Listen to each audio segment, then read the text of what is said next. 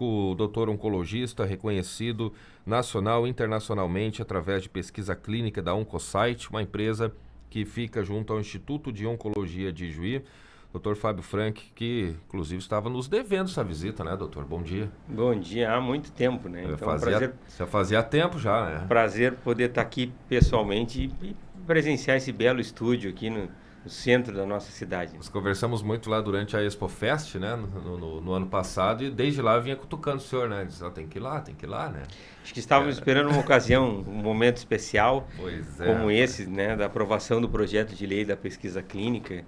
E obviamente que isso simboliza aí uma luta de 10 anos e de uma história que eu diria que é uma história de amor ao próximo.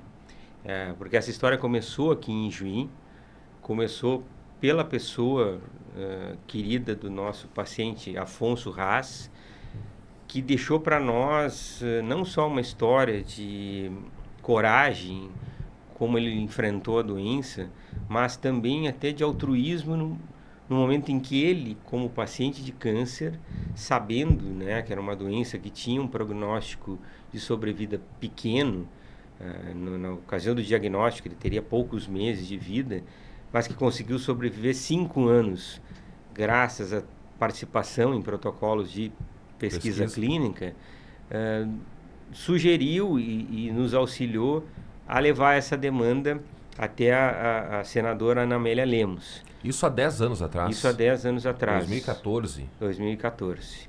E eu me lembro naquela ocasião, nós fomos até Brasília para um primeiro debate.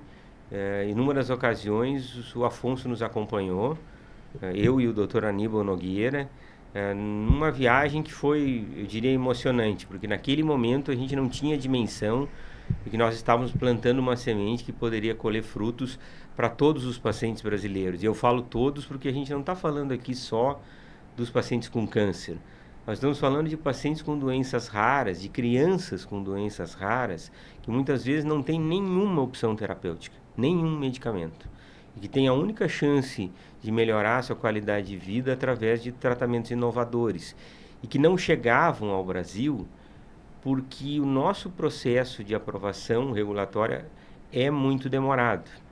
Então, esse debate da pesquisa clínica, que levou 10 anos, ele se espalhou por todo o Brasil, fazendo com que Ijuí se tornasse conhecida, o Afonso se tornasse um símbolo na luta, né, contra o câncer e nos direitos dos pacientes com doenças graves, para a possibilidade de um acesso melhor. E o Afonso foi uma pessoa que, mesmo nos piores momentos, ele era extremamente otimista. Eu nunca vi o Afonso reclamando de absolutamente nada. Quando a gente achava que o Afonso ia reclamar, ou ele estava mal, ele estava indo trabalhar, né? E dando força para outros pacientes. Então, o que ele deixou para nós foi uma enorme responsabilidade. Um legado, inclusive. E também de que a gente tem que enfrentar as coisas com coragem. E foi baseado nesse exemplo maravilhoso que a gente continuou levando esse projeto da lei da pesquisa clínica adiante. Existe uma resistência, existia muito grande por parte dos órgãos autorizadores para que houvessem modificações, porque eles, né, achavam que a burocracia é uma forma de controle. E felizmente, então, agora na terça-feira, nós tivemos a aprovação final no plenário do Senado, depois de ter passado por todo o Senado nas 3 comissões, toda a Câmara dos Deputados nas 3 comissões, ter sido votado no plenário no Senado, na Câmara dos Deputados e finalmente agora voltando para a casa original, votado novamente e agora praticamente por unanimidade para a aprovação do projeto de lei. Foi para a sanção presidencial. A gente aguarda agora e nos próximos 15 dias que essa sanção ocorra e sem vetos, né? O que é o mais importante, porque isso atrasaria mais o processo. O senhor coordena o Comitê de Pesquisa Clínica da SBOC, né? Sociedade Brasileira de Oncologia Clínica. Eu sou... Né?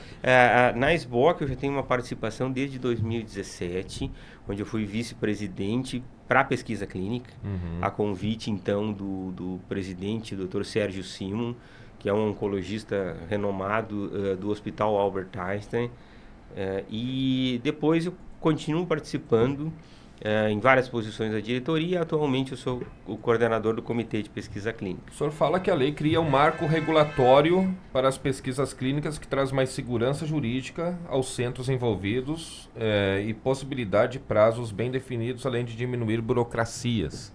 No Brasil, nós somos cheios de burocracia para tudo. Eu, inclusive, imagino que para um protocolo de pesquisa a burocracia seja ainda maior, né? Então, com a aprovação da lei e provavelmente com a sanção presidencial, talvez sem vetos, né? Que é o que a gente Isso espera. é o que a gente espera. O que melhora por essa questão burocrática, doutor? E o que isso pode trazer de investimento em pesquisa para o Brasil? O interessante é que nós observamos que não existia uma lei para pesquisa clínica em seres humanos no Brasil. Existe uma lei para pesquisa em animais, mas não existia para seres humanos. E todo o regramento era feito por normativas que são muito frágeis do ponto de vista jurídico. Ou seja, qualquer burocrata, qualquer político pode ir lá, dar um canetaço e muda tudo da noite para o dia. Uhum. Então, uma lei cria esse marco regulatório e nos dá segurança jurídica para que a gente possa cobrar do nosso poder público que ela seja cumprida. E mais, nós aperfeiçoamos com prazos que tornam o Brasil competitivo, porque a lei equipara o Brasil para os mesmos prazos de aprovação da União Europeia e dos Estados Unidos e de países que despontam nessa área, como o Japão e a Coreia do Sul, por exemplo. Uhum. Então, isso torna o Brasil extremamente competitivo. E vocês imaginam o seguinte, vai antecipar o acesso para os pacientes brasileiros de terapias inovadoras em mais de 8 meses. Então, nós levávamos um ano quase para que finalmente, né, os estudos pudessem iniciar aqui, enquanto essa demora nos países que trabalham com isso de uma forma séria levava 60 dias, no máximo 90 dias. Uhum. Então, hoje os nossos prazos vão ser de no máximo 90 dias, e aí o Brasil se equipara em termos de prazo e de competitividade. Na prática, é como se um estudo abrisse agora e os pacientes da Europa e dos Estados Unidos começassem a tratar, então, lá no dia 25 de abril, e nós, no Brasil, apenas fôssemos iniciar o estudo provavelmente em fevereiro ou março de 2025.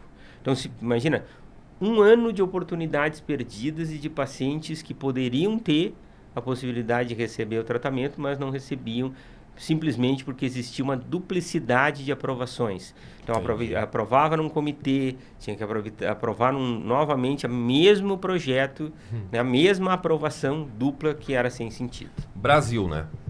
Brasil. Brasil.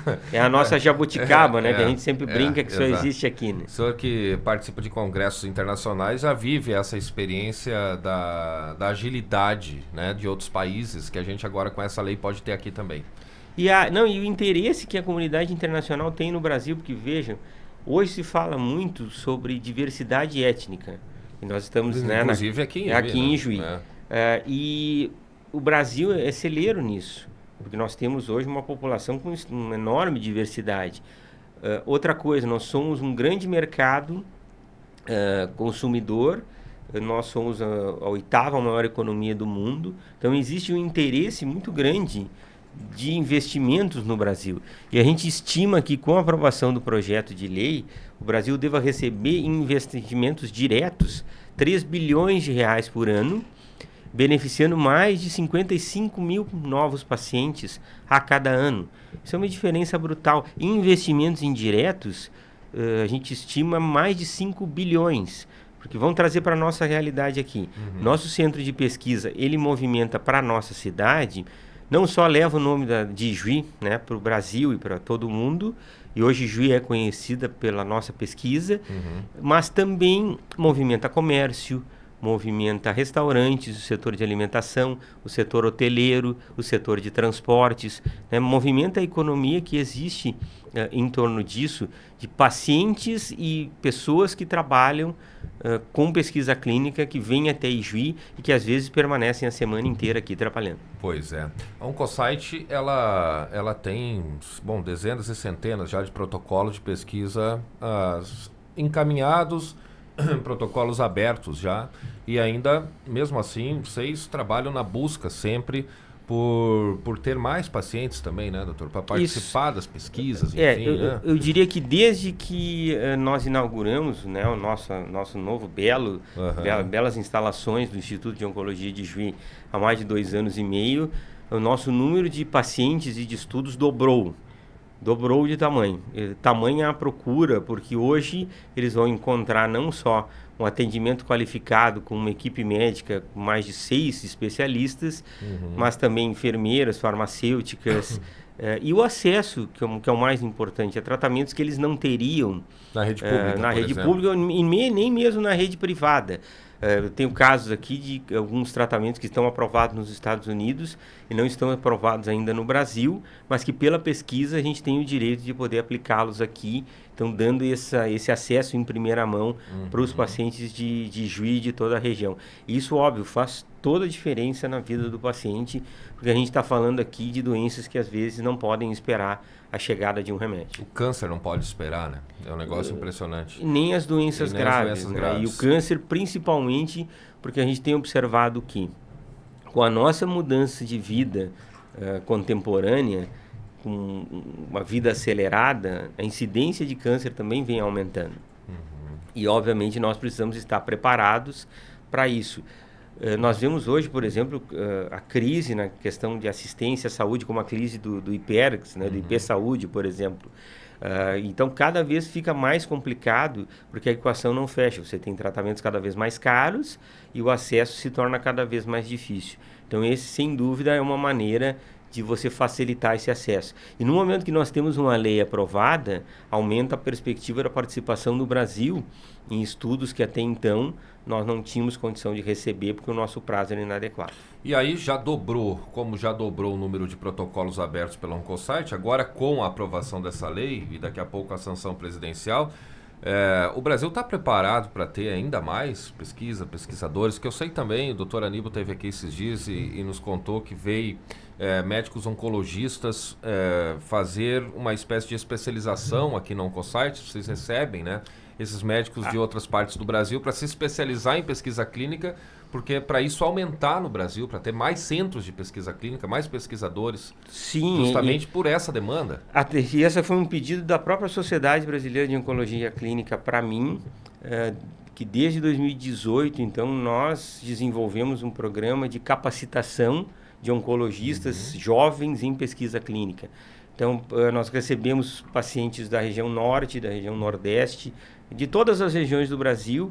E interessante, há 2 anos esse programa ampliou e hoje com a participação, então, de hospitais de grande referência, como, por exemplo, a Rede D'Or, como o Instituto Nacional do Câncer, como o ICESP, que é o hospital, o maior hospital de câncer público da América Latina, e no nosso Oncosite, para que a gente possa, então, capacitar esses médicos. E a ideia agora, com o projeto de lei aprovado, que a gente possa trazer também esse tipo de acesso, principalmente para a região norte e nordeste e também o centro-oeste, que são as regiões com menor cobertura em termos de assistência, possibilitando que esses pacientes não tenham que se deslocar enormes distâncias para receber um tratamento, porque a realidade deles é muitas vezes ter que procurar São Paulo, Rio de Janeiro, para receber um tratamento, por não poder contar com isso na sua região. Eu imagino a dificuldade que é esse acesso de tu ir para uma capital do tamanho de São Paulo, por exemplo. Não, e você ficar longe. Ficar longe do teu seio familiar, ficar longe do teu tudo, trabalho, né? né? Porque o que faz o paciente responder bem não é só o medicamento, mas é todo o acolhimento que ele recebe e toda a possibilidade de ele continuar com a sua vida. Então, quanto mais a gente conseguir descentralizar, e por isso que a ideia do Oncosite deu tão certo, que lá atrás, quando eu ousei pensar em fazer um centro onde só existia nas capitais, todo mundo achava que era impossível.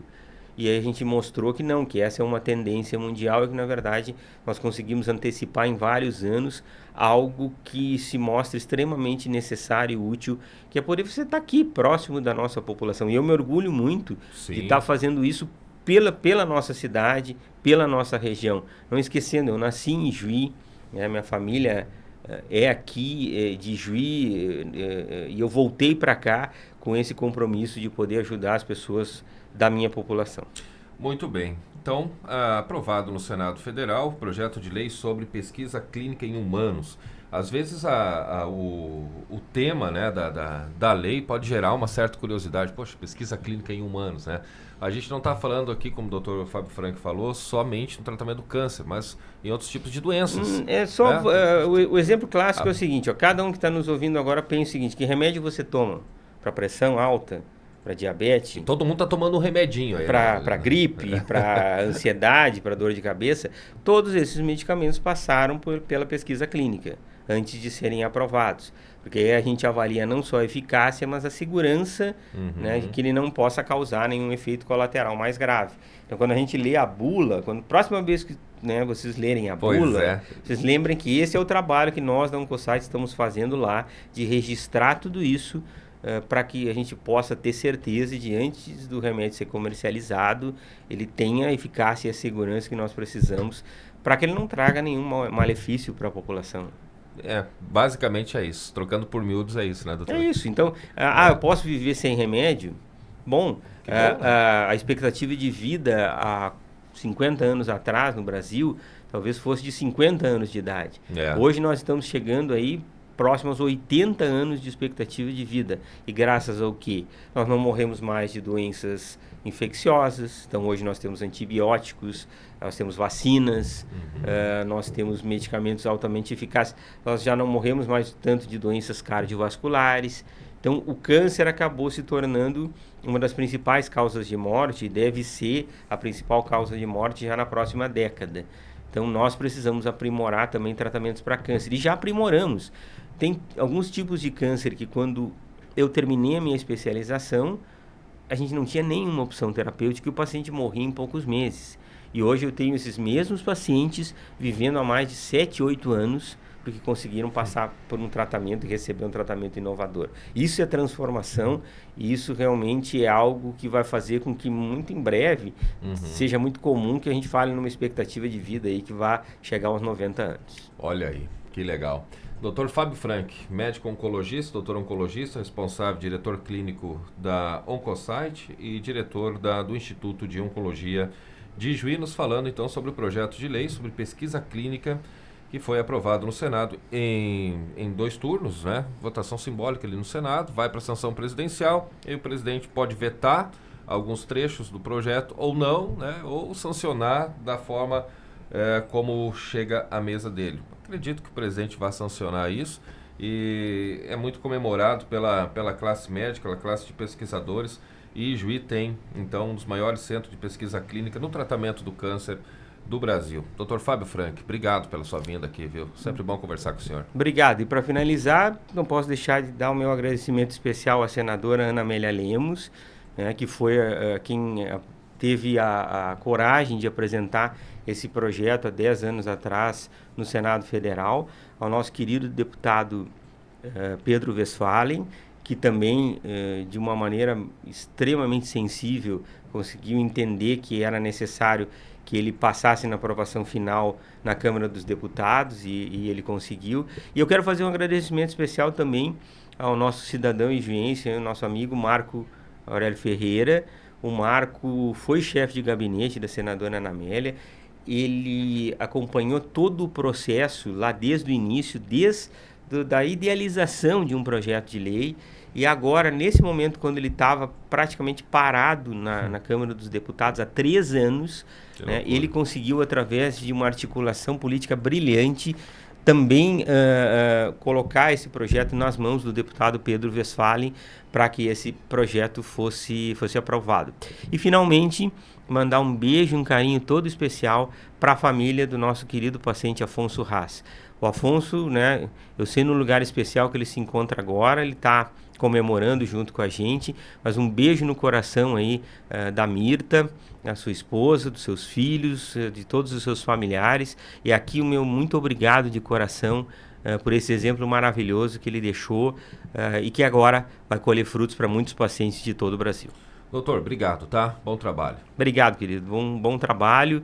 E, bom, em breve que a gente esteja aqui comemorando a sanção presidencial sem veto, que é o que a gente quer. E que o senhor não demore 10 meses para vir dar uma outra entrevista E nem 10 aqui pra anos. gente. E nem né? 10 Muito anos. menos 10 anos. Doutor Fábio Frank conversando com a gente aqui no Jornal da Jovem Pan. Agora são 8 horas. Vem aí já o Daniel Sommer no comando do Rock and Pop. Começa agora as nossas atrações do entretenimento da Jovem Pan. Você fica com a gente no 95,1. Entrevistas e os conteúdos gerados aqui no jornal você já confere daqui a pouco lá no nosso YouTube, tá bom? Entrevista completa aqui com o Dr. Fábio Frank também lá no YouTube da Jovem Pan, tá bom, gente?